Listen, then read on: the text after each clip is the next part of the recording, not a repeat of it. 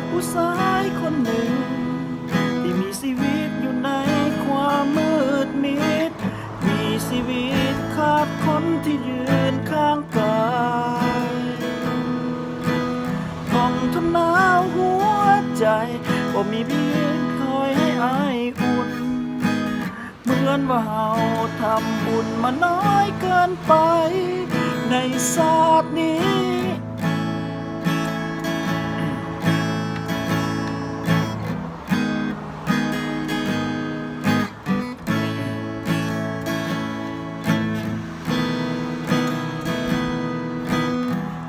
จากวันที่พบ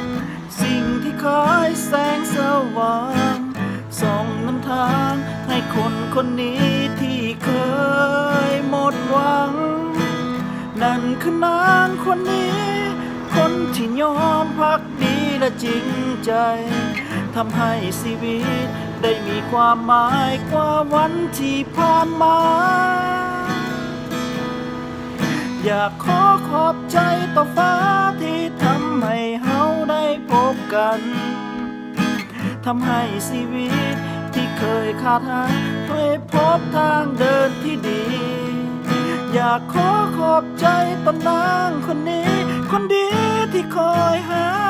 กันขอบใจสวรรค์ที่ทำให้ชายคนนี้ได้พบรักจริง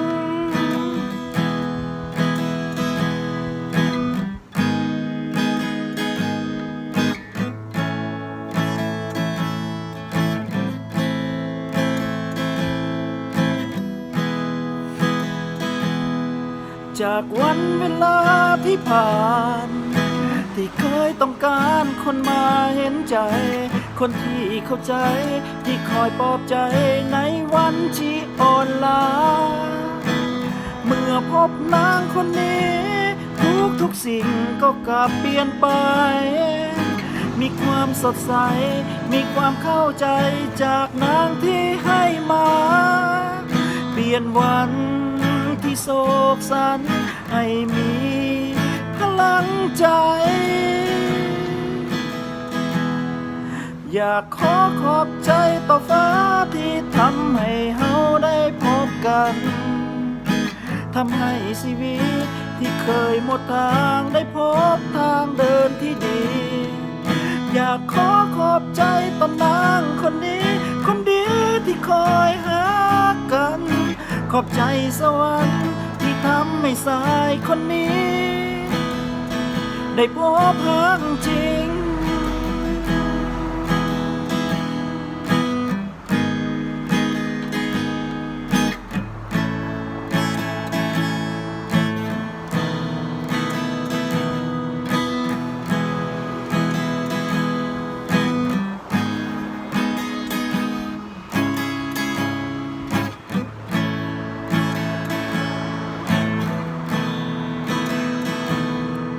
อยากขอบใจต่อฟ้าที่ทำให้เฮาได้พบกันทำให้ชีวิตที่เคยหมดทางได้พบทางเดินที่ดีอยากขอบใจต่อนางคนนี้คนดีที่คอยหากันขอบใจสวรรค์ที่ทำให้ชายคนนี้ได้พบรักจริงขอบใจนางคนนี้ที่หากันจริง